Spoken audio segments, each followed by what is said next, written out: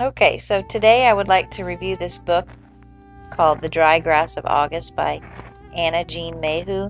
This book was set in 1954 in the South.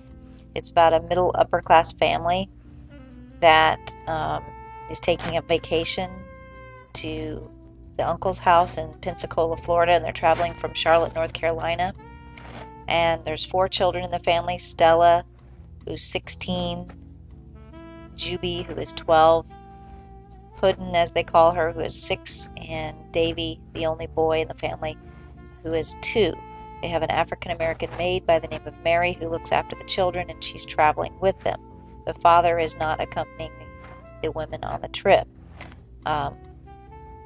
So the story is told from the point of view of Juby, the 12-year-old daughter, and she is beginning to recognize the injustices suffered by Mary, whereas the rest of the family seems oblivious to everything going on with the racial issues. Juby seems to notice these things and points them out in the novel. And so in chapter 1 on page 10, this is where they begin to stop for the afternoon to have a meal, and Mary, of course, can't eat in the diner because of her skin color, and so she has to remain in the car. And so Juby says something about this in this section, so I'll read a little bit from page 10.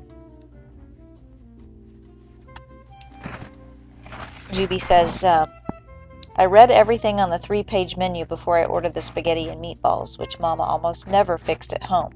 But the plate put in front of me had an orange gloppy mess on it that looked like Chef Boyardee. Stell's dinner smelled delicious. So did Mama's pork chop, which she just picked at. While I was chewing the gluey meatballs, I heard the thump of a car door, and I looked out the window and saw my own face reflected in the glass. And then, through it, I saw Mary standing by the car, stretching her arms. I was glad that Mama had ordered fried chicken for her, not the spaghetti and meatballs. Before we left, the waitress gave us a greasy paper bag. Here's the food for your girl. Boss says she can use the bathroom off the kitchen. There was a sign at the town limits of Wickens, Georgia. Negroes, observe curfew. Whites only, after sundown. Daddy would approve of such a sign. I hope Mary didn't see it. Her head was against the seat back, her eyes closed. And so that just gives you a little flavor of what type of book this is and kinds of things that Juby is beginning to recognize on her family vacation to Florida.